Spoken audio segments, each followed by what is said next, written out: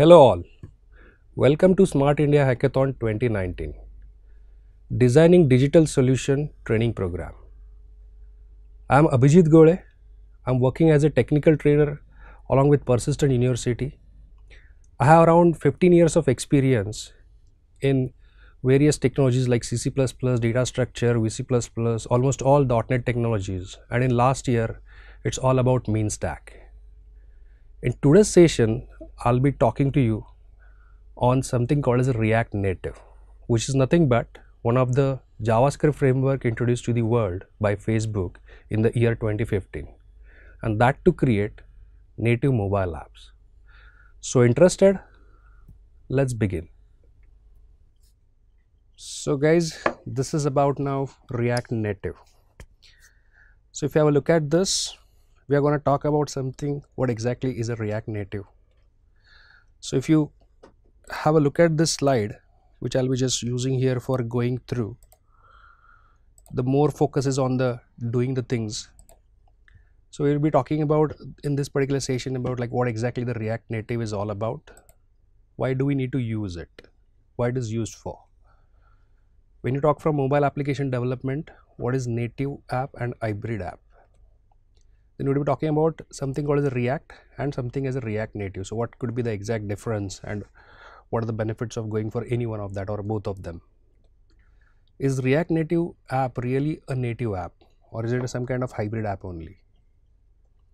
Then you would be seeing like how exactly the React Native works. So that's how we are trying to understand the working of React Native, and a variety of other concepts and different demos that we will be exploring here.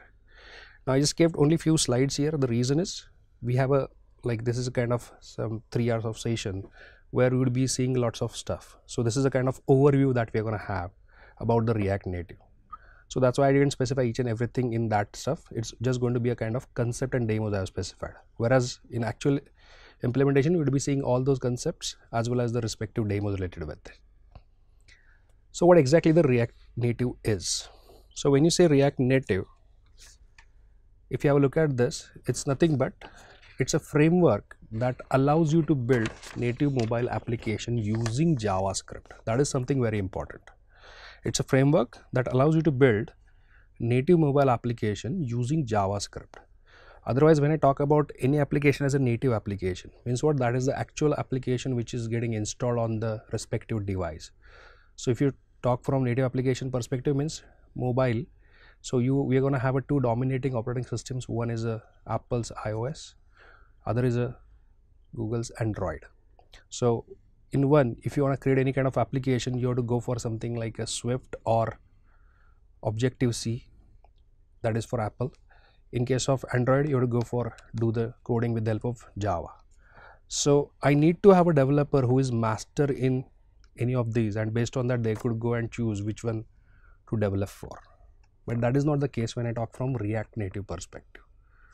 So React Native is a framework that allows you to build native mobile apps using JavaScript. So normally you would need a program your mobile app using Java. That is definitely for Android. Swift or Objective-C, that is for iOS. React Native removes that requirement, leading you to fully functional apps on both the platforms in much less time and using just one coding language, and that is nothing but the JavaScript we are talking about.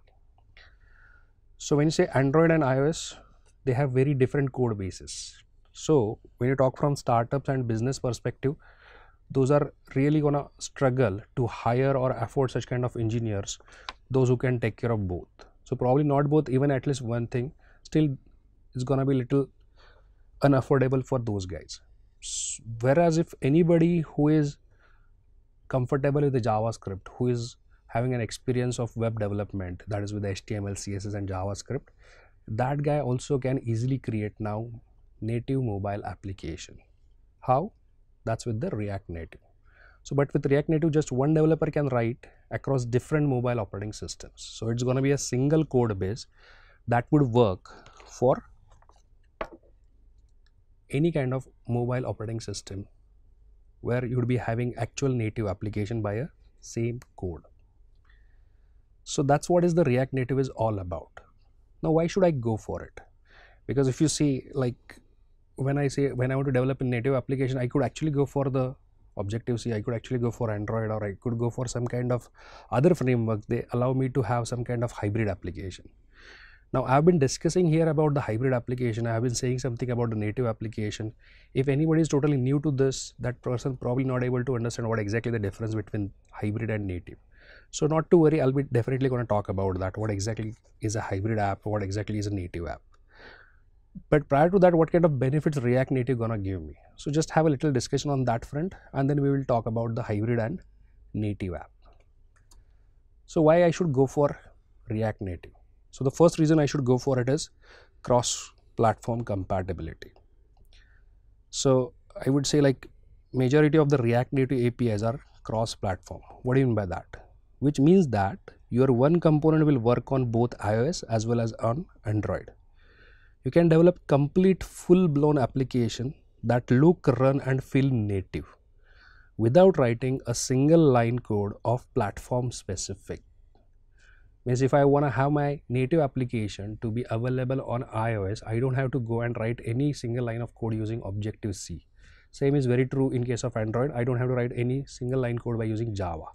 So I, being a developer of such kind of stuff, don't need to know about Objective-C, don't need to know about Java. Even I don't have any great knowledge about mobile application development and particular environment related with that, still I could easily go and do that stuff, because the kind of code I would be writing is into JavaScript, and which gives me the feature of cross-platform compatibility. The second reason is shorter development cycles. What do you mean by this? So React Native makes the process of developing mobile apps much faster, because you don't have to have a different code bases for different OS.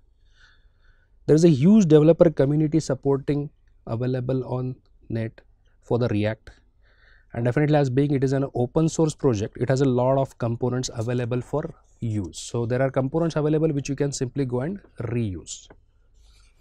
So that's why it's going to be a kind of shorter development cycles available.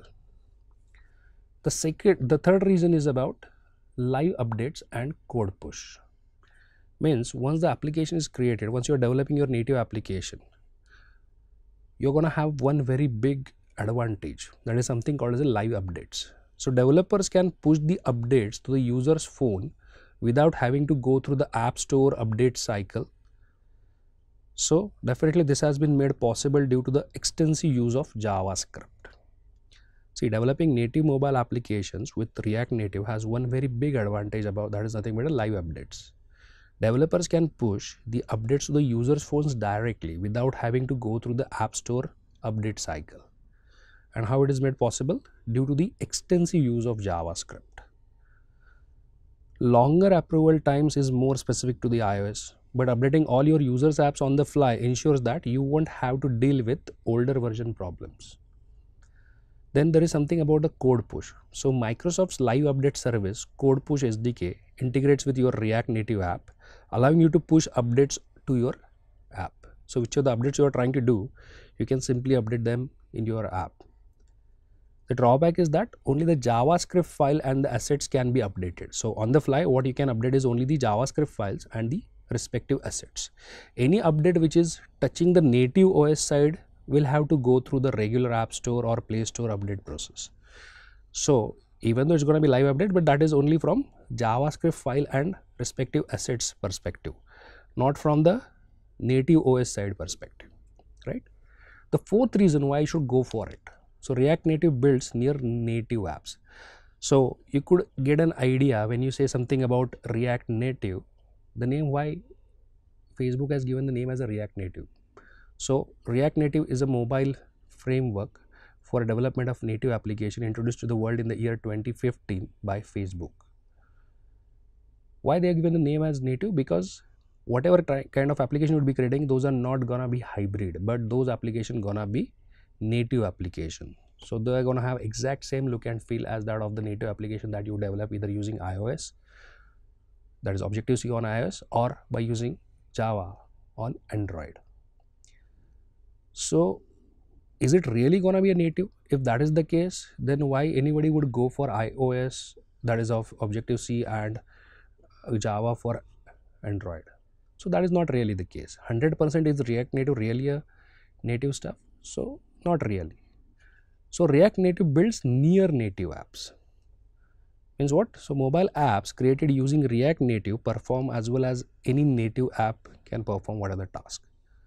While JavaScript is not as fast as native language, going for a Swift or Objective-C or Java, React along with the JavaScript can run even the most complex of apps smoothly. Even though it's not as fast as the native language, but still React along with the JavaScript can run even the most complex apps smoothly. So the JavaScript part of the code runs on its own thread, so your app's UI animation won't lag, no matter how heavy the compilation gonna be. So React Native apps are quite indistinguishable from native apps. Same UI building blocks that are used for native apps, just put together using React and JavaScript. So those are really indistinguishable from the actual native apps. It also gives the developers an option to write code in native languages when required. So it's not like it is always going to be only in a JavaScript. You could go and have some kind of specific code which might need to deal with the native stuff, gonna be possible. So it's easy to switch to Swift or Java when fine-tuning a certain component, right? That's why React Native builds near native apps. Cross-platform compatibility, shorter development cycles, live updates and code push. React Native builds near native apps. As well, there is a better development environment available. So as I said, like, you don't have to go through again any Play Store or App Store for that matter. You can directly update the things over the fly. But that is just very true related with the JS and the related assets. So hot reloading refreshes the UI instantly. Rebuild, deploy with the ease. These kind of benefits you get if you go for this particular environment. So you're going to have a better development environment over there. React Native uses the Flexbox layout engine for both the platforms. This means you need not to learn just one layout engine to develop on both iOS and Android. So just by knowing a Flexbox layout, you would be able to create a great native app that could run on both the things. That means on iOS as well as on Android. So we have been talking about hybrid app, we have been talking about native app. What is the difference between them? So it's my native app versus hybrid app. Nothing great, it's pretty simple. So you could have a look at this native app built using the SDK for a certain software framework or hardware platform, or even specific to the OS. So Android app built using JDK on Java platform. iOS app built using iOS SDK by using Swift and Objective-C. Right? Whereas when you talk about hybrid applications or hybrid app, like as these are the mobile applications, so I preferably call it as an app instead of application. Hybrid app built using web technologies like HTML, CSS and JavaScript. What's something different in case of hybrid app? Because if you talk from React Native perspective, yes, we are going to create one native app, and that too by using HTML, CSS and JS. But still it's not going to be an hybrid app, it's going to be a native app. So what's something different in that? Hybrid app runs on a web view. So there is some kind of view available. That's a kind of wrapper, a kind of browser kind of stuff.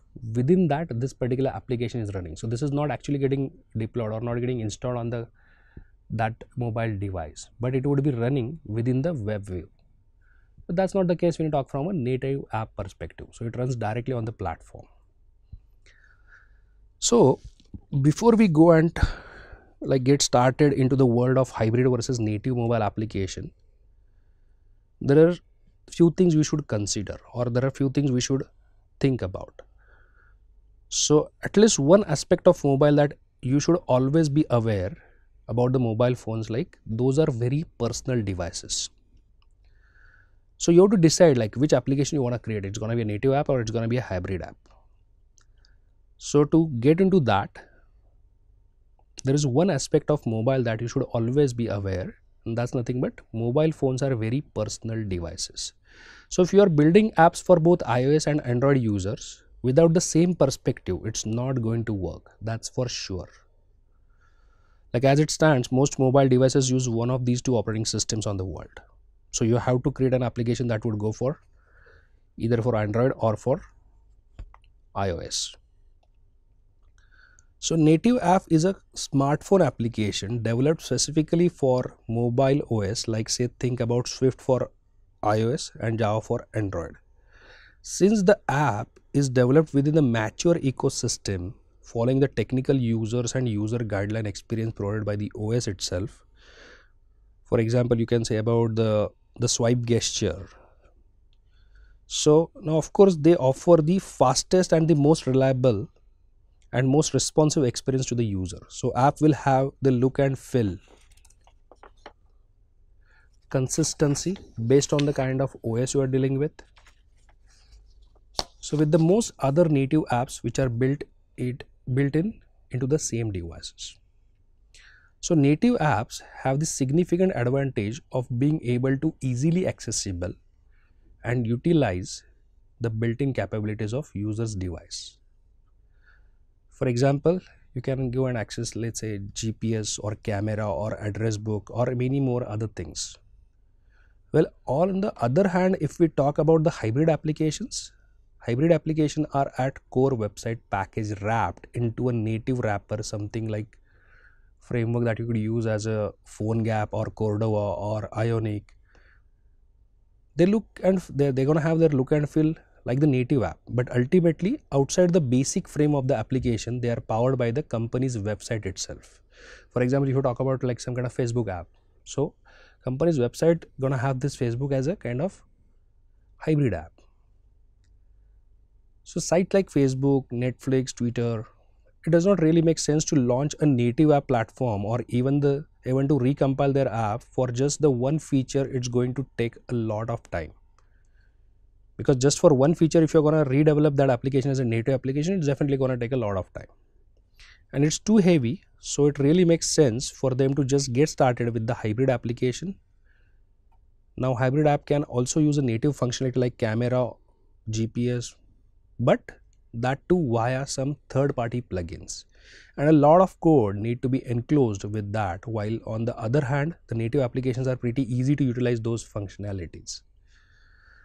So you could decide, like if your company already dominant in the web like Facebook, Twitter, Netflix, and your content flows like a huge amount, then having a native app would be a tough decision, while hybrid app will suit you more. And for using native resources with great performance, better to have a native one.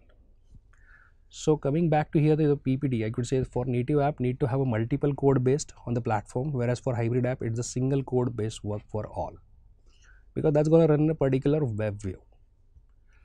So the examples of the different frameworks by which you can develop the hybrid app: Cordova, Ionic, Xamarin, etc. Native are built using specific tools like Android Studio with Java for Android OS, Swift with the Objective-C with on iOS, and so on, right? So React Native is a mobile application framework which is going to have a single code base. So you're going to create a single application that would be going to work on different mobile OS. Even though that is being developed using JavaScript, still it's not going to be a hybrid. It's going to be a native app. Okay. So as I already said, when you talk about a React Native, it's the mobile application framework given to the world by Facebook. But why the name is given as React Native? Because definitely you would be using it for creation of a native apps. So what exactly that React is? So Facebook faced some issues while during their development, and they have come up with one React or React.js as a JavaScript library. So React is nothing but it's a JavaScript library for building user interfaces on web client side, and even you can use that library on the server side. By considering the benefits of it, they have come up with as a kind of so-called successor of it, that is nothing but a React Native. By considering from the functionality, kind of features, those things are provided, I'm saying a so-called successor. Otherwise, definitely React is a library which is being used within the web, whereas React Native is used as a framework to develop native application on the mobile devices. So React Native is a mobile framework that compiles to native app components, allowing you to build native mobile apps for different platforms like iOS, Android, etc. using JavaScript and React, and both of them are open source by Facebook, right? So even though we are not going to see anything about the React in this particular session, but when I want to explain you about the React Native, in order to understand that, I need to talk a little bit about the React. So basically, React Native is a framework which was built and announced by Facebook in the year 2015, applying the React architecture to native iOS and Android applications. So it's a framework applying the React architecture, so it has to do a lot with React. So if you want to understand what is React Native, you should understand little bit, at least little bit about the React. So actually speaking, Facebook was facing a lot of problems about redesigning their apps and everything, and basically the problem was handling a lot of users to just roll out new features. So Facebook really needed something more robust, more fast, that can handle a lot of traffic as well as can be designed really quickly. And the team at the Facebook got started by designing a new completely fresh project, which is React. Now the good part about the React is it's virtual DOM. So there is something great about the React, that is it makes use of a virtual DOM. Though I'm not going to go into much detail about it, but when you say something about a virtual DOM, it's a kind of JavaScript object. So basically, whenever some kind of change gonna occur by the end user on your HTML page, the whole physical DOM, the DOM which is in a browser, is not getting re-rendered. Instead, the changes are getting happen in the virtual DOM, in that particular JavaScript object which is there in a memory. And only the changes which differs with the previous copy of virtual DOM and this copy of virtual DOM, only those are getting re-rendered on the actual physical DOM. So because of this, things are really faster.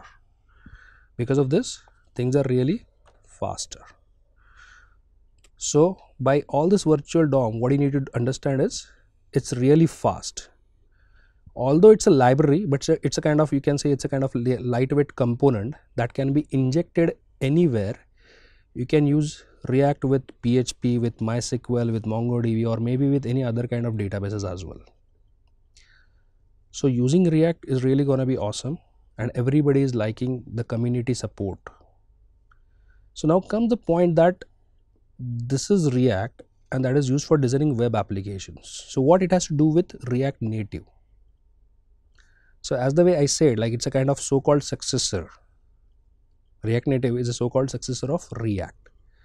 So now all things that you learn in React, like components, props, state, or a few kind of other things, if you already have a knowledge about the React, you can simply make use of them as it is in a React Native.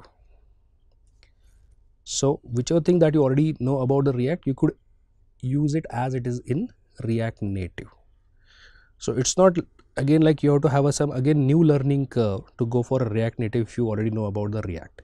If you don't know, that's a different story. Then you would be just going to learn the React Native itself first. That's not a problem, right? So if you have done some kind of programming in a React for doing a web application development, now doing a native mobile application development is nowhere difficult for you, because you are aware about HTML, CSS, JavaScript, that too by writing the code using React way, right? So if you are already aware about the React, going for React Native is really not at all a big deal. As well, both are open source by the Facebook. So we discussed, like by going for this, we can create a native application using JavaScript. As well as in previous slide, we discussed about like we have some frameworks like a Cordova, PhoneGap, Ionic. They allows us to create a web app. They allow us to create a hybrid application by using JavaScript, HTML, and CSS. But then what's something special about React? The best part is it's not, which of the application that you will be creating is not going to be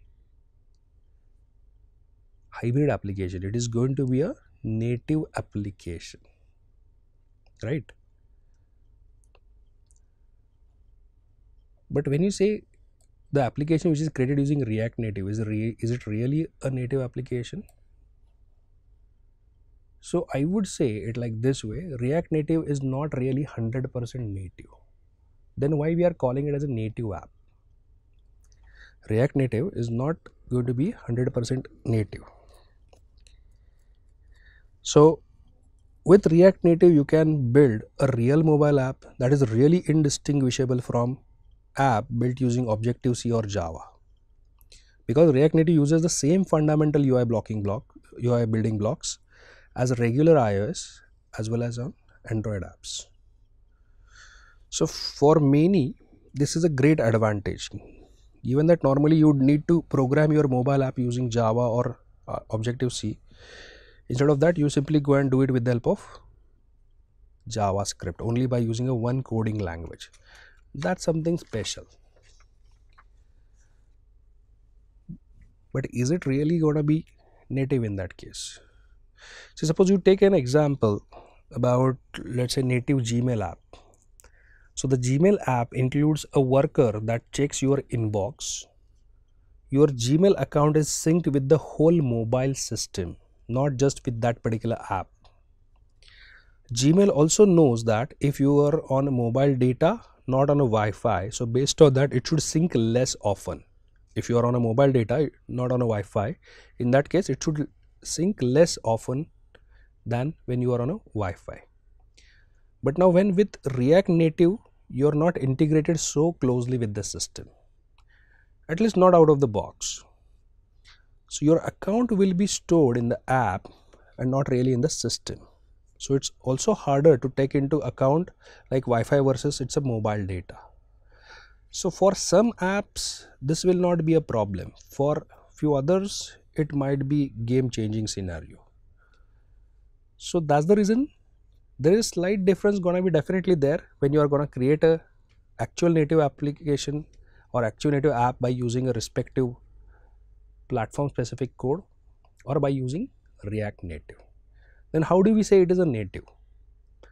So it is native in that it does not use web view like a hybrid app. So there is nothing like it is not running in some kind of web view which is a kind of wrapper for the browser and all. It uses a native controls, so things like scrolling look and feel native because they are actually not native. So exactly same look and feel as that of actual native app. And it's going to have a separate thread for UI so that it runs fast. Okay. Now we have to understand one slide that is about the working of React Native, and then you would be going for these concepts and demos. So it is just the one slide that is remaining, that's why I just talk about it. So this is about the working of React Native. That slide is morely talking about some kind of diagram. So if you see, this is my React component which is for my React application. I'm not saying about a React Native, I'm talking about a React application. That is being created using React.js, that is being taken care by React.js, getting converted and then being rendered in the actual browser DOM. When you talk about a React Native, again you would be going to create a same React component, but React Native comes in a picture which will take care of passing it either to the iOS or to the Android or to the Windows phone based on the kind of connector available. So the basic idea of writing mobile apps in JavaScript feels a little odd because definitely JavaScript was not meant for that. Then how is it possible to use React in a mobile environment? So in order to understand the technical underpinnings of such kind of React Native stuff, first we will need to recall one of the React's feature, that is a virtual DOM. So just now I discussed about little bit about that. In React, the virtual DOM act as a layer between developer's description of how things out to look, that is on actual browser DOM, and the work done to actually render your application onto the page. So to render interactive user interfaces in a browser, developer must edit the browser's DOM or DOM object model. So that is document object model. So let's come to the React now. Instead of rendering it to the browser's DOM, React Native invokes Objective-C API to render to the iOS components. It's my React Native which gonna invokes the iOS Objective-C API to render it to the iOS component. Same way Java APIs to render it to the Android component. So this sets React Native apart from other cross-platform app development options like PhoneGap, Cordova, Ionic, which often end up rendering in a web-based views. That is not really the case when I talk about React Native. So how it is possible to invoke the respective Objective-C API or Java APIs? So this is possible because of the connector. So connector provides React with an interface into the host platform's native UI elements. Connector provides React with an interface into the host platform's native UI elements. React components return markup from their render function, which describes how they should look. With React for the web, this translates directly to the browser's DOM. For React Native, this markup is translated to suit the host platform. So we are going to deal with something as a view template or view element that become an Android specific text view. So React Native currently supports iOS and Android because of the abstraction layer provided by the virtual DOM.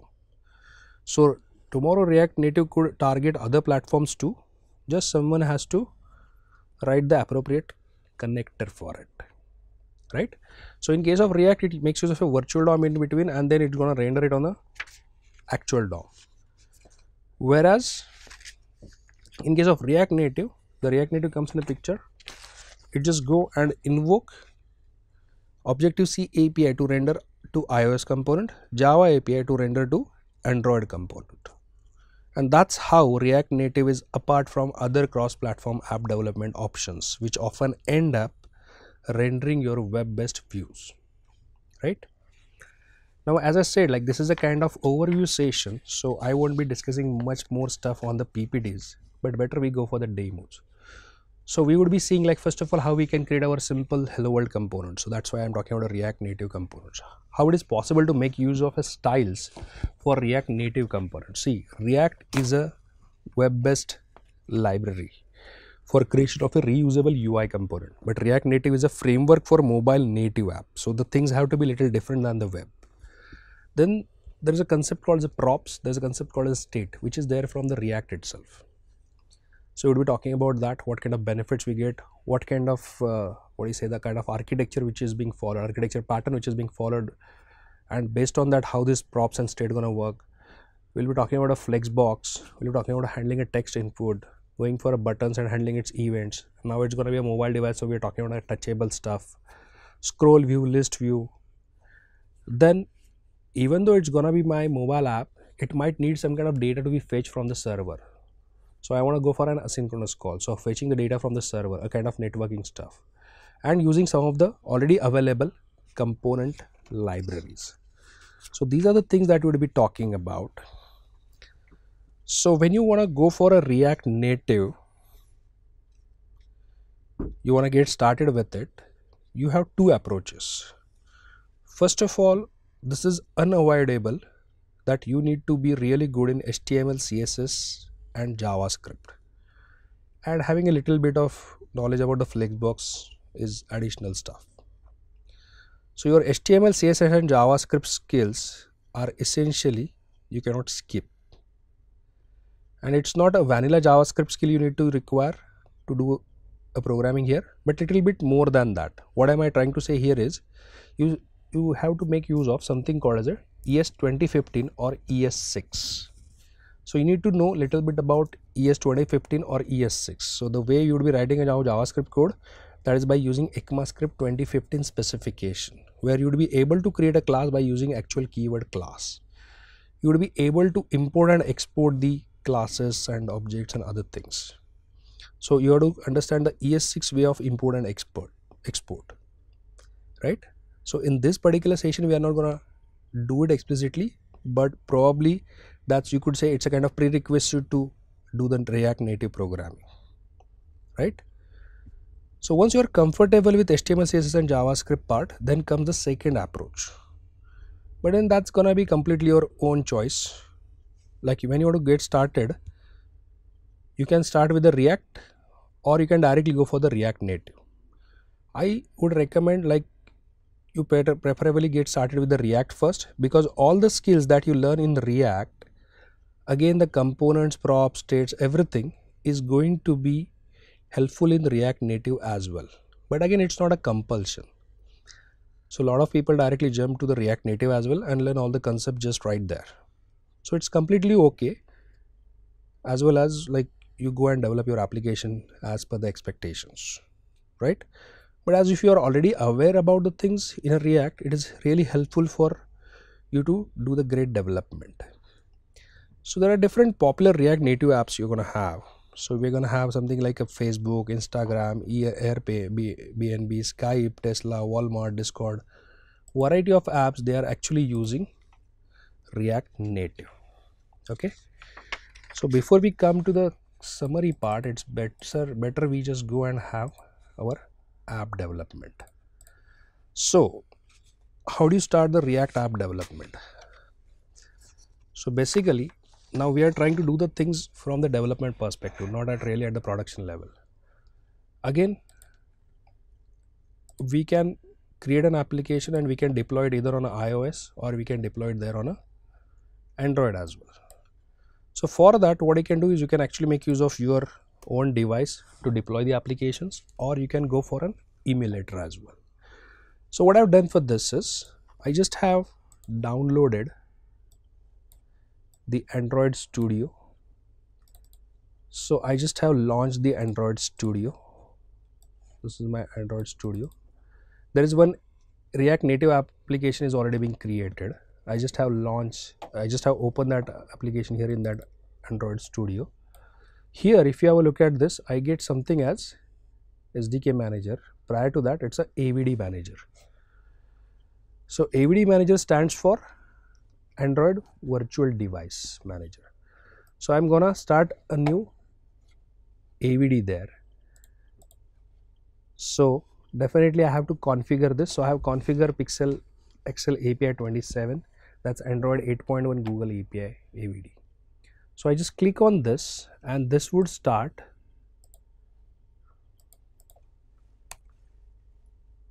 the emulator. This would start the emulator. So basically, when you go for this,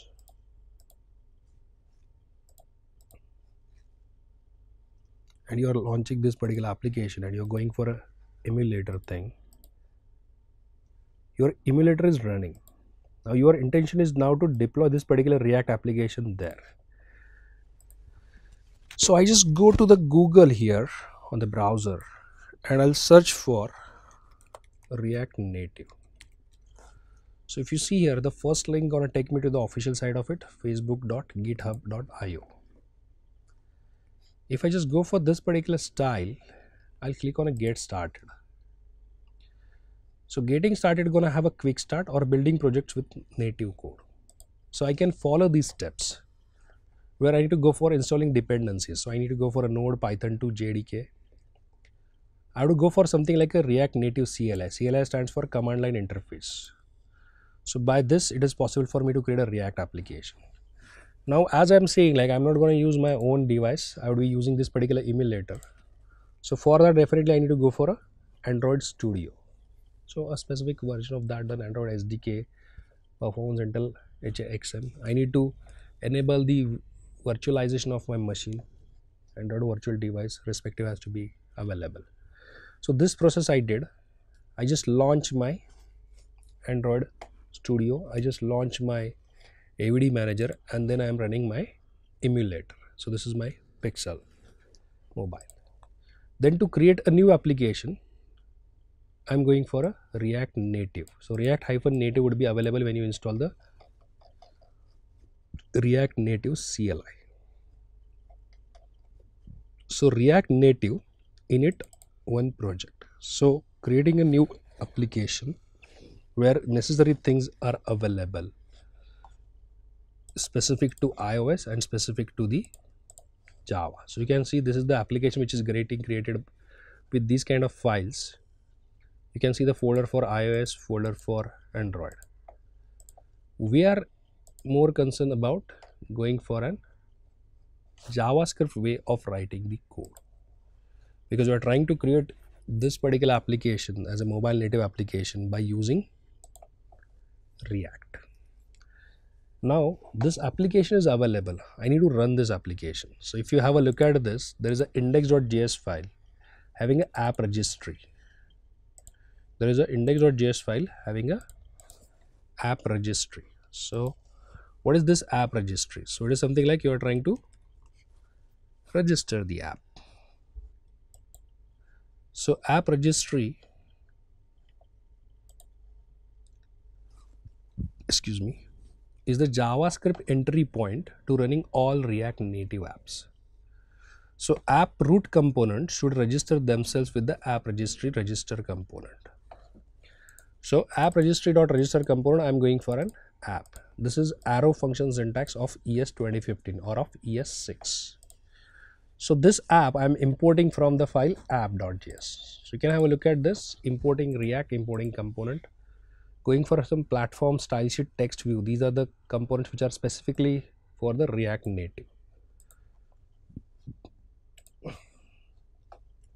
So you can see here is my component. It's a reusable component. It needs to be rendered. In case of React, it needs to be rendered on the browser. In case of mobile native app, it needs to be rendered there on the native application itself. So this is my reusable component. This needs to be rendered, so at least I should have a render method to it. Then what should I render it? So I should have one element. Within that I can have multiple other elements. So there is a view. So view is the most fundamental component of building UI. You can see view is a container that supports layout with the flexbox, style, some touch handling, accessibility controls. So this particular view maps directly to the native view equivalent on whatever platform React Native is running on. So whether that is a UI view, div, Android.view, anything of that sort, right? So view is designed to be nested inside other views and can have 0 to many children of any type. Whereas I want to show some kind of text like kind of hello world. So for that I am going for another component that is nothing but a text. Let's not bother about the style at this moment.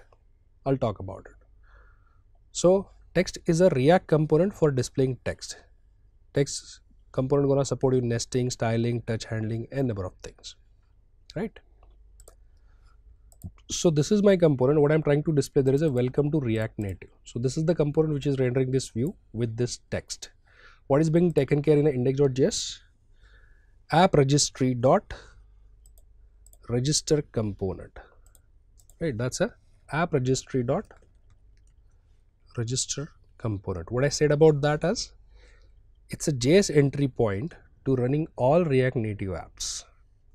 So app root component should register themselves with the app registry register component function.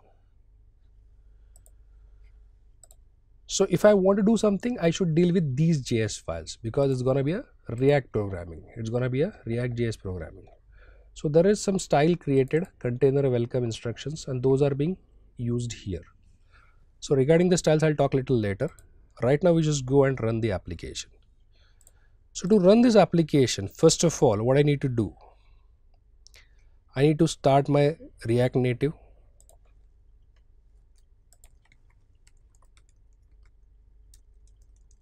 Right, I need to start my React Native.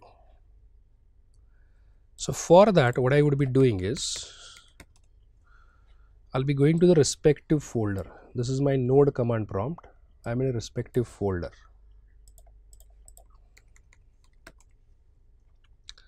I'm running two node command prompts because there is something wrong with the default port, that is 80881. So I'll be going for another port. So first of all, run the command to set the new port for the development server. So React Native start at the new port, that is 8088. Then I will be going to establish the communication between emulator and the dev server. So for that, on another one I'll go for ADB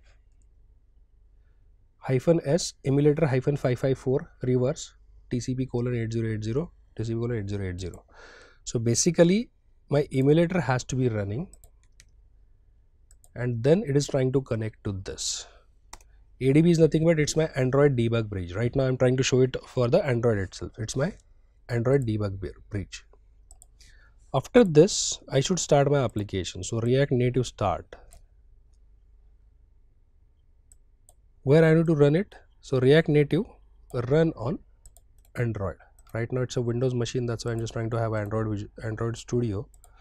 That's why this particular demo I'll be showing it on Android. So let's see what's going to happen there.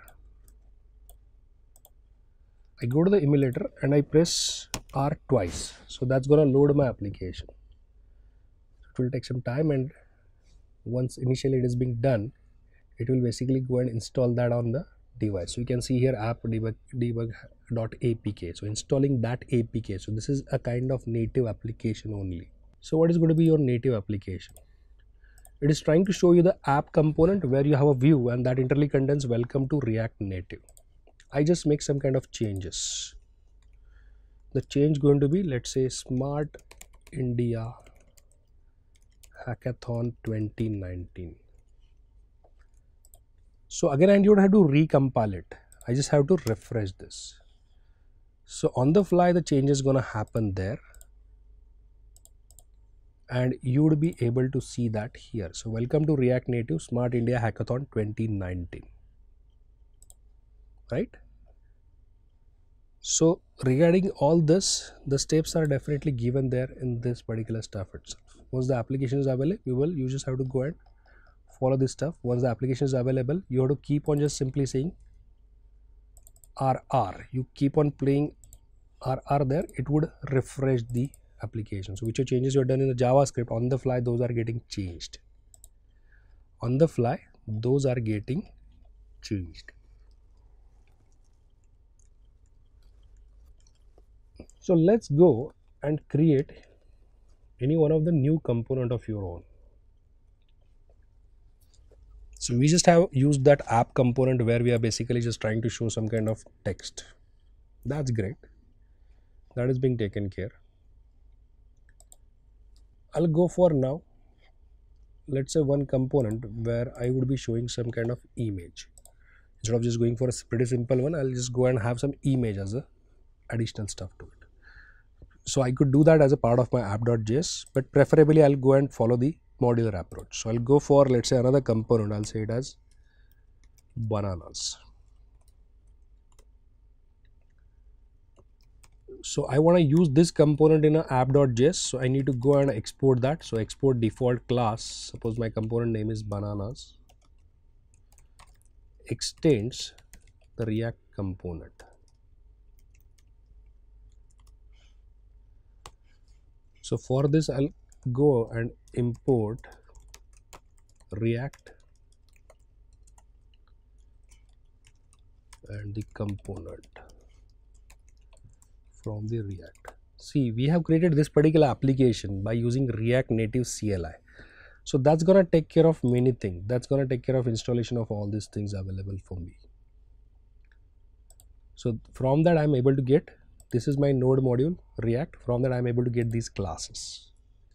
I would like to use the image, so that image would be available from React-Native, because on the browser you're going to have an IMG component, it's not the image.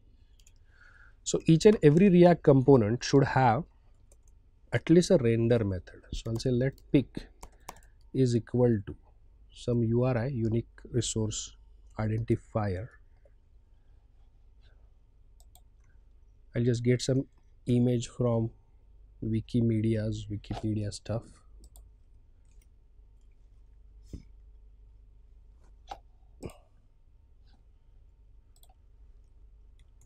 So what this would render? This would render one image. Source is going to be, so binding this with respective JavaScript expression, you could say. So the value of pick, that is internally going to have a URI. is being assigned to the source of that image. Style I can apply like this. Width, whatever is the width you want to give it. Height, whatever is the height you want to give it. And let's complete my image component. So here is my bananas component. I am exporting that one as a default. So here I just first of all go and import it. So I'll do one thing. The way I'm having this text element, same way I'll go and have that bananas. So when I go for this, it just go and import that for me. So you can see here, import bananas from this. You can see this React and bananas only I am importing directly with their names, whereas rest all with their names obviously, but within the curly braces. So whatever is being exported with the default, that you can import it as with directly with the name, not within the curly braces. Not within the curly braces, right?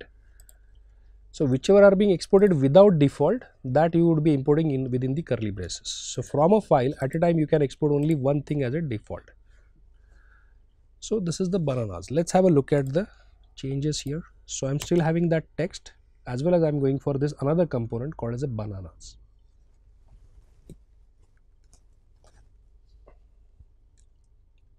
So this is my text, whereas this is my bananas component where it is showing the image of the bananas.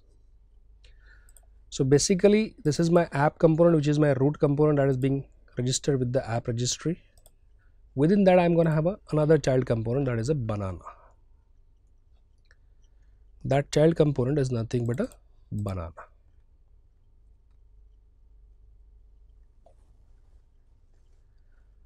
So you would have a look at this bananas. How I'm trying to apply the style is, within the curly braces I'm going to have another curly brace where I'm going to have actual properties. So let's do one thing, let's go and explore the styles, because if you would recall in the app.js I'm having multiple styles available there. So what's something special about this and how do you take care of it? So let me go for another component. I'll name it as, let's say, lots of styles.js. So for the time being I just copy this bananas one as it is, go to this, the render would be different for that, and definitely the name.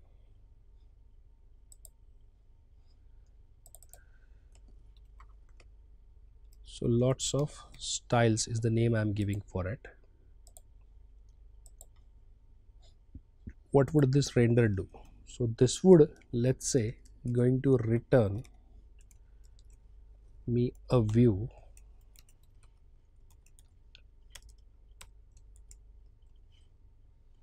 where, let's say, I'll have a text.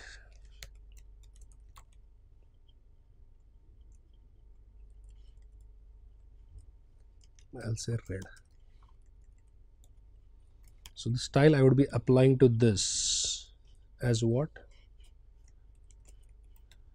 Color colon red. Exporting it as a default one. So which of the color that I would be showing there is going to be in a red color. So let my app to render that. So lots of styles this way. I press double R.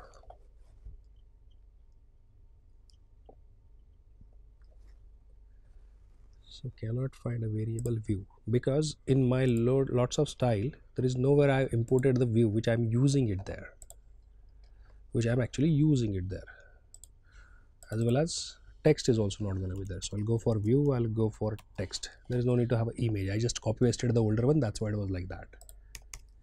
Refresh it. So you can see that particular red text is in a red color. The style is being applied like that. Instead of this, with React Native, you can create the styles in a different way. With React Native, you don't use a special language or syntax for defining styles. You just style your application using JavaScript itself. So all of the core components accept a property or prop named style. So the style names and values usually match how CSS works on the web, except names are written using camel casing. Means if you go for in a CSS, if you want to set the background color, you will be going for a background hyphen color. Here you will be going for a background capital COLOR. So the style prop can be a plain JavaScript object. That's the simplest and what we usually use for example code. So you can also pass an array of styles. That last style in the array has a precedence. So you can use this to the inheritance styles. So as component grows in a complexity, it is often cleaner to use a stylesheet.create to define several styles in one place. So what I would do is I would do it like this: const styles equal to stylesheet.create. So let's say I'll go for one class style sheet as big blue. It's gonna have, let's say, color as blue, font hyphen weight, let's say bold, font hyphen size is gonna be 30. I'll have one more, green, color is red.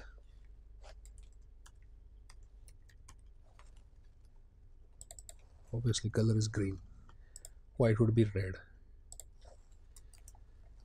right? So my styles gonna have big loop and green. These are the two styles would be available there. So big blue and green, I mean to say. So that was the style which was applied red. I'll go for the new one, where instead of this, now I'll say styles dot, let's say I'll go for green. So there again I don't have to go and specify the curly braces because it is already being taken care here. So if I just go for it, you can see red in red color. Again the same problem, I'm using a style sheet but I haven't imported that. Now it will be okay.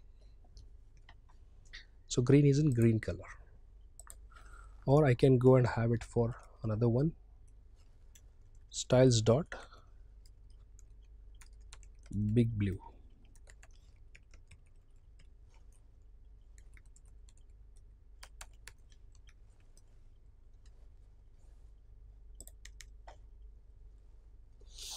So red, green, just big blue.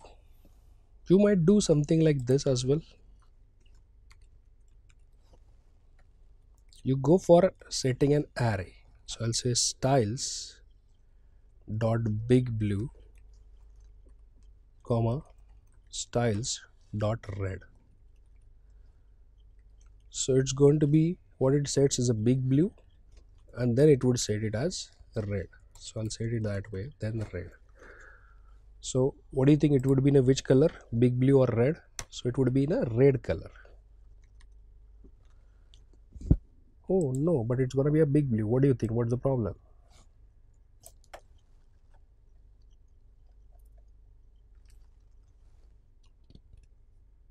So when you go for an array of styles, the last style in the array has precedence. So you can use this to inherit the styles. What if I would do the things in this way? So basically what is wrong with that is there is nothing like a red. I should go for a green. So that was not having anything there. That's why only the big blue is being set.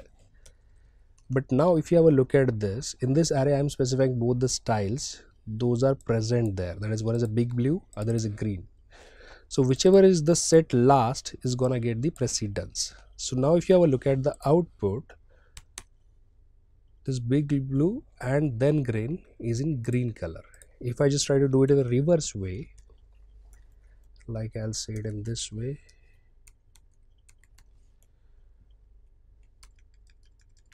green then big blue. So I'll say styles dot big blue at the end and styles dot green at the beginning. you can see here that's in a big blue color, whereas this one is in a green color, right? So basically, whenever you go for specifying the array of styles, the last style in the array has precedence, so you can use this to inherit these styles. So intentionally I just made that mistake. Even you go for something like that, if that style is not available, whichever is available, that is being set. But when you go for having it in a specified, those are already available, out of that the last one is being set. Okay, out of that the last one is being set. Now we have seen about going for having a pretty simple component, exporting that from a respective file, importing it in another file. Now let's go and have a component where we would be dealing with something called as a props. So from React perspective, each and every component can go and have a props. Props is a kind of, what do you say, the kind of abbreviation for properties. But it's preferable from React or React Native perspective to call it as a props. Now those props are read only, those are immutable. So you can't directly go and modify the props, but you can modify the props by passing the data from the parent. So props are generally getting filled by getting the data from its parent. So what kind of properties I can create, what kind of props I can deal with? So for that, what I would do is I'll just go and have a separate component. So let's say I'll go for another component called as a greeting. So if you have a look at my greeting component, it's just gonna be a kind of export default class greeting extends component. So those who are not at all aware about the ES6, they might have get an idea. Whatever code I am writing is in a JS file, this is a JavaScript code. But still I am going for a class that is being inherited from component. So this is my ES 2015 or ES6 way of writing a React component or a JavaScript class. If I would have been writing this by using ES5 way, in that case I would have gone for a function. The inheritance I would have taken care by using a prototype chaining or classical inheritance, or better way is going for a pseudo classical inheritance. So that's why this is a kind of prerequisite that you should know. This is the component, it should have a render method, and then that should return something which would be rendering. So I'll go for one view, I'll apply some kind of style. Now I have not created anything there, so I'll just go and specify the style here itself. So I say align items going to be center, comma, something like justify content also at the center. Okay, within this I'll be having one text,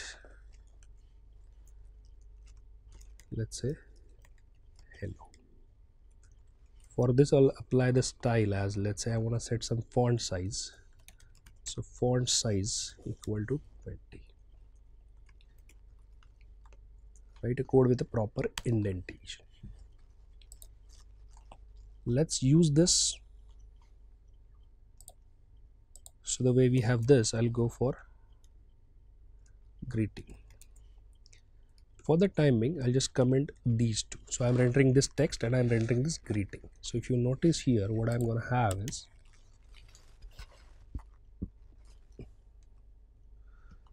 can't find variable component. Okay, that's, yeah, again the problem is when I written this, I haven't basically imported the required stuff.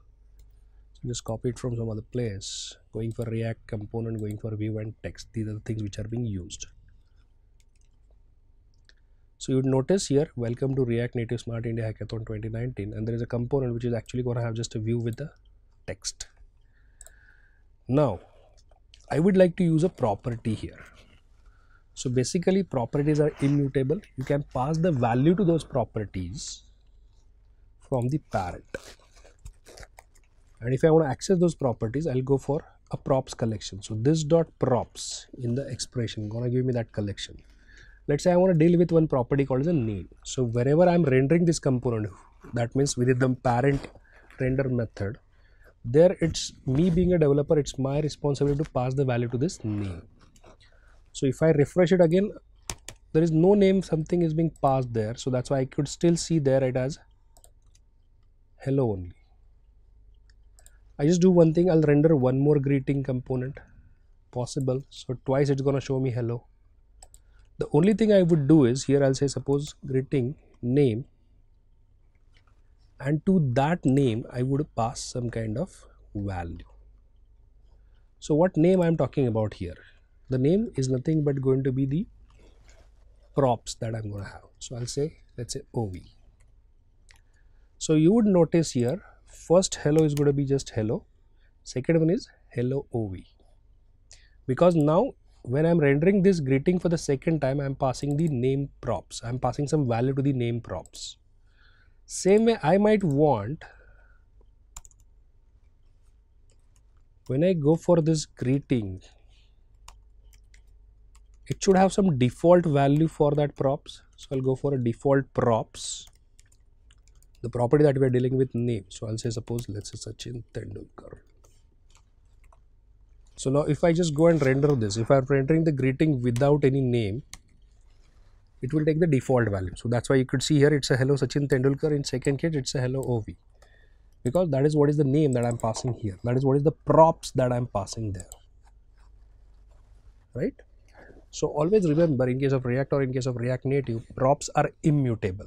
Those are there to get the data from the parent component, and you cannot directly modify them. So if I'm rendering this greeting as a part of render of my app component is a parent component. So during my app component, I'm passing the props over there. That's how it is being received here. So props collection gonna have a respective property, right? Now the way we have a props, we also have another concept called as a state. See, you can go and have n number of such a reusable components. You can deal with the props where you're going to get some kind of data from the parent side or from some other place or from there itself in that component itself. But the problem is you can't modify them. But somewhere, sometime you might need to modify that. So you have to have something which allows you to do the modification. So in that case, you can go for something called as a state. You can go for something called as state. So we're going to have a concept like a props. We're going to have a concept like a state. Props are immutable. State going to make your component stateful component. By default, each and every React component or each and every React Native component are stateless. You're going to have to maintain a state for it. So generally you go and have your parent component as a stateful component, and your child component is going to be a presenter components. So stateful component is a container component, is going to be a stateful component where you're going to maintaining the state, and then that state you would be passing further to the child components. That state you would be passing further to the child components. So to understand the state, I'll go for another example. Let's say I'll go for a count component. So I'm just going to have one component that is a kind of counter. That component will keep on increment the counter. So I just copy this, go for it. So there is no chance of me forgetting something. What I would have here. So first of all, I want to make this component is going to be a counter. First of all, I want to make this component as a stateful component. So I need to go and have a state over there. So I'll just say state. I can have multiple states. Right now I'm interested in going for one state, that is a counter. So count is 0. That is my state. See, now as I said, when you go and create a reusable component, that is a React component or React Native component, that component should have at least one function, that is a render function. See, this function is something called as a lifecycle hook or lifecycle method. Means for every component, execution or for every component's creation and destruction, during these phases, there are certain methods are getting executed. We call them as a life cycle hooks. Where these kind of life cycle hooks are really useful. See, it is something like this. You are having a one mobile app, which is a kind of YouTube app where you are doing some kind of video streaming.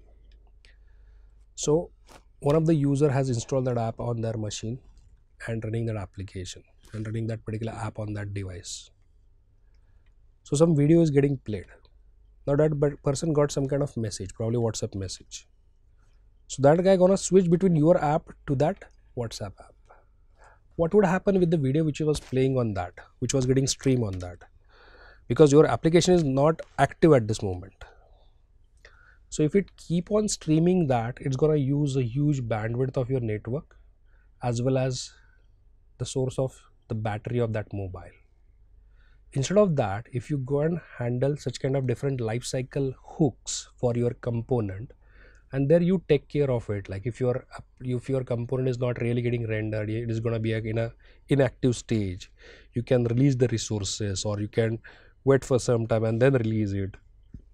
Definitely people would prefer to use your application. Otherwise, if your application gonna suck the memory of that particular mobile device, that is a battery usage or the bandwidth usage, then definitely no one would prefer to go for it. So in such a scenario, it is very important to understand such kind of life cycle hooks. As and when the time comes, I'll go and talk about them. So render, anyway we have been using it. Right now I'll be going for one more, that is something called as component did mount. These life cycle hooks are going to be same for React as well as React Native. Right? So we are talking about here one of the life cycle hook, that is a component did mount. So by the name, are you able to get something that's a component did mount? So when you say it's a component did mount, this is a particular method which is executed after the first render only gonna happen. So this is the method where you can make some kind of asynchronous call. You can update the states. This is the method where you can use it for the integration with some other frameworks, or you're executing some kind of functions with the delay executions like set timeout or set interval. So that's the reason I'm going to handle this. So what I want is, I want to modify the state in this.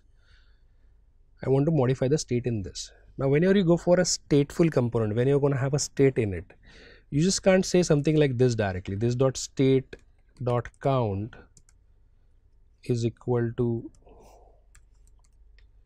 this dot state dot count plus 1.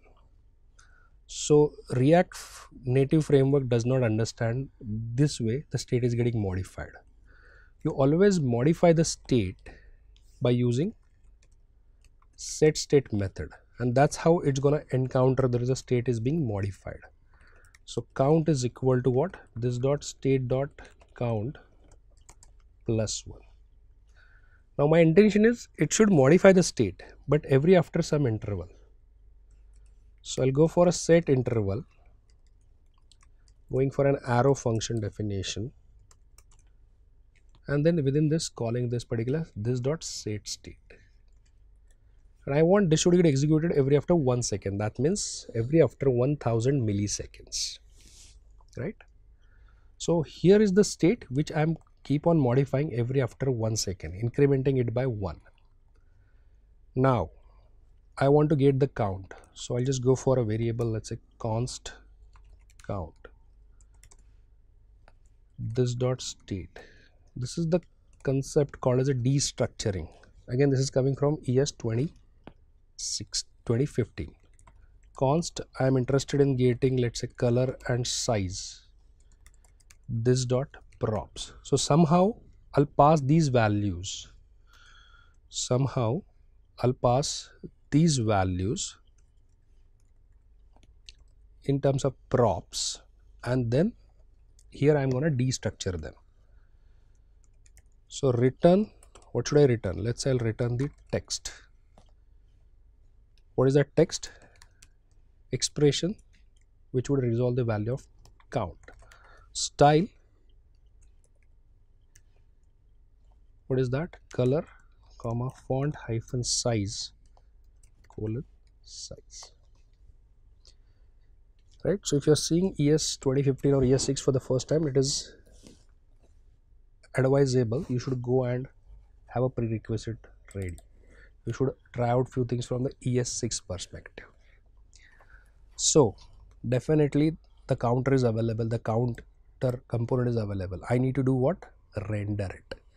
But while rendering this, okay, count is getting incremented here, but while rendering this I should take care of these two properties. So I'll go to the app, I comment this one as well, greetings. I'll keep that text and I'll go for counter. So it's being imported, import counter from this. What I'll pass is a color. So color is going to be what? Let's say sky blue. Size is going to be 16.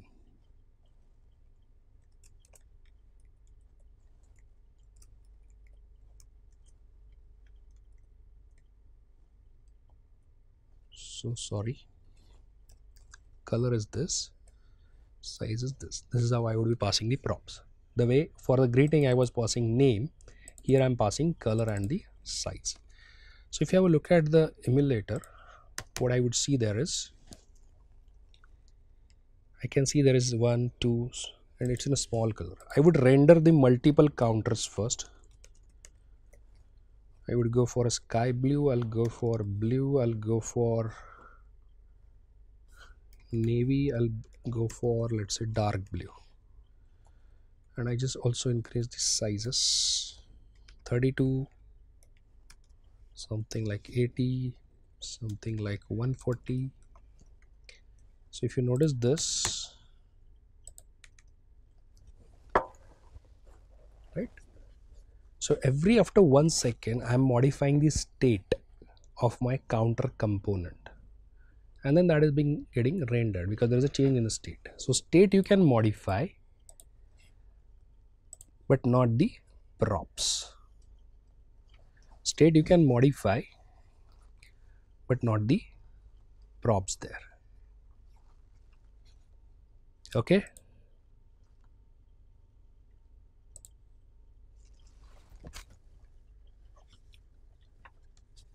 now if you see here, we have seen few of the concepts over there. Those concepts, like we have seen about creation of a pretty simple reusable component. So we have used that as an app component. We have discussed about having a view and having a text. So that view is the most basic building block. To show the text, I'll be going for a text element. Then we have used a simple component where I'm trying to show some kind of images. So it's an image which is coming from the React Native, because this is not a kind of IMG of my HTML5 element, because this is not a web application I'm trying to create. Then after this I'm going for a greeting, rather I'm going for a styles. So there is a specific way of creation of a style here. It is just not like you go and have a CSS file and then deal with it. So with React Native, you don't use any special language or syntax for defining the styles. You just style your application using JavaScript itself. So all of the core components accept a prop named style. So that's why here every component is going to have a prop name as a style. Here I'm using color, size, name. Same way they are using style. So the style names and values usually match how CSS works on the web, except names are written using camel case. So instead of background hyphen color, I would be going for background capital COLOR. Then after this styles, if you would notice, what we have seen here is about going for another component, that is a greeting, where I am dealing with the props. There is a concept called as a props. That means you are able to have some kind of data there. Most of the time that data is coming from the parent component. So it's coming from here, it's coming from here, it's coming from here, and then that is being used here. When you deal with the props, props are immutable. Props are not getting modified directly. But same way, if you want to store some kind of information specific to the component, there is another way by which you can go for it. That is something called as a count. No, count is a data that I want to store, but by using a concept called as a state.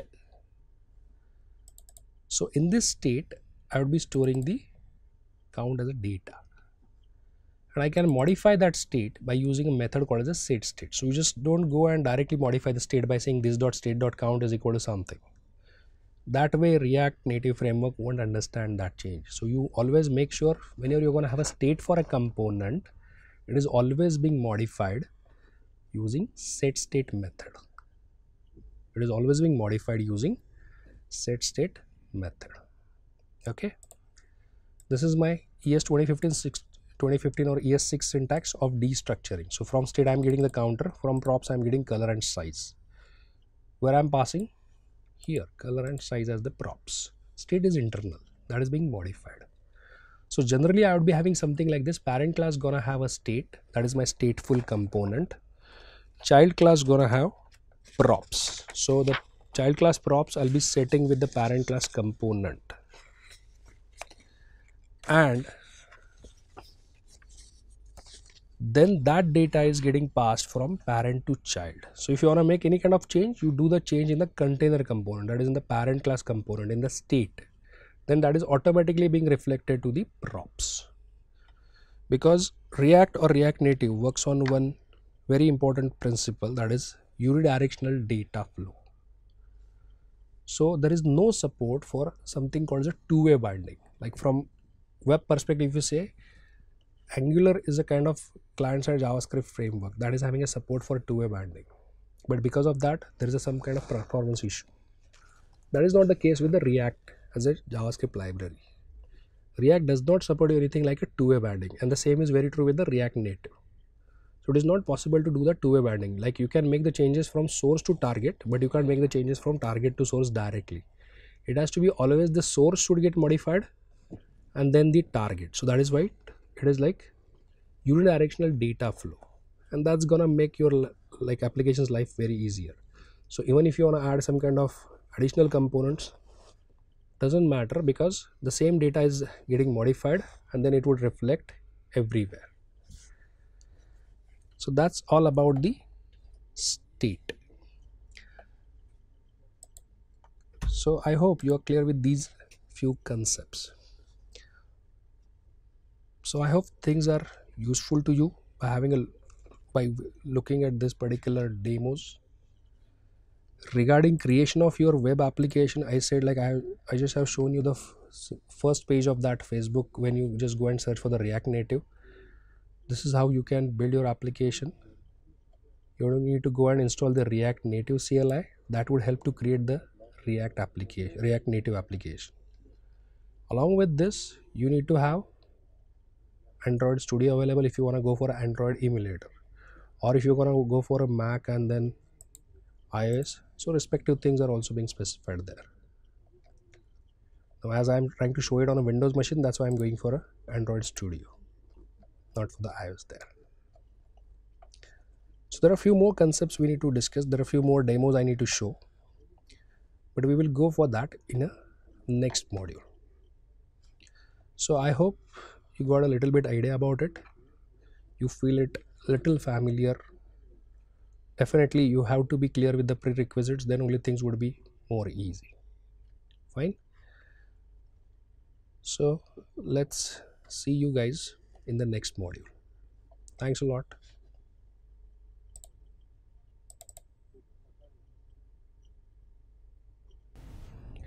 So by these three demos, we come to an end of the today's session. So before we completely end this particular session, let's summarize what all things we discussed today. So basically, first of all, we started with what exactly the React Native is all about. Why do we need to go for it? So it's nothing but it's just a kind of JavaScript framework given by Facebook to us, but not for creation of any web application, but for creation of a mobile native app. So the main intention to go for this is just by writing a JavaScript code, it is possible for you to create mobile native app, and that too not only for Android, but it is also going to be there for iOS, and tomorrow it would be there for some other platform as well. Then we discuss about what is the difference between native app and hybrid app. So just to try to put it in a simple words, hybrid app is something which is going to work in a web view, or which is going to works in a wrapper of the browser which is there on that particular device, whereas native app is actually getting installed on that particular device. Then we just talk about the difference between React or React.js as a library and React Native. So both are the things that are being introduced to the world by Facebook itself, but React.js is a library for creation of a UI components that would be used at the web level, whereas React Native is a kind of so-called successor of React which would be used to create native mobile apps. So whichever are the React components, you would be able to use it as it is in a React Native, just obviously with some kind of little change in that. Then after this we discuss about the kind of working which React Native does. So how exactly React Native works? So we discussed a little bit about React and the virtual DOM. So your React gonna create a component that's getting targeted, or that's getting rendered on a virtual DOM, and then further only the differences which are gonna occur in the virtual DOM, the older version and the latest version, only those changes are getting re-rendered on the actual DOM. So things are much faster. React Native also works exactly in the same way. Instead of virtual DOM, you're gonna have a kind of respective connector. So JavaScript code which is written in a React Native internally make use of a respective APIs from the platform specific code, and with the help of connector it would render that stuff on the actual native application. As well, along with this, few of the concepts we explore here, just creation of any of the React Native component. So we have seen one example of banana component where I am trying to show some kind of image. So I shown you that particular example there. Then we discuss about two very important concepts from React Native. One is a props and other is state. So props is something we discussed, like that is used to store some kind of information specific to that component. But props are immutable, you just can't modify that. Whereas you can make your component as a stateful component by having a state to it. Again, state is some other way by which you can store the information specific to that component. But the difference in props and state is mutable, you can modify that. So generally your container component, a parent component, which gonna render the different children component, gonna pass some data from it to the child by using state. Rather, state is there with the parent that is being passed to the child by using props. So state is a mutable component where you can modify that, and then that modified value also can be passed to the child by using props. So basically these three demos we have seen. I know like in today's session most of the part it was all about theoretical and only few demos we explore, but yes, that theoretical was also necessary, because before you do actual implementation of it you should understand the basic knowledge about it. So hope in next session we will be exploring more on the demos and the different concepts which are there as a part of React Native. So I hope you guys are curious about it. Thanks for the today's session.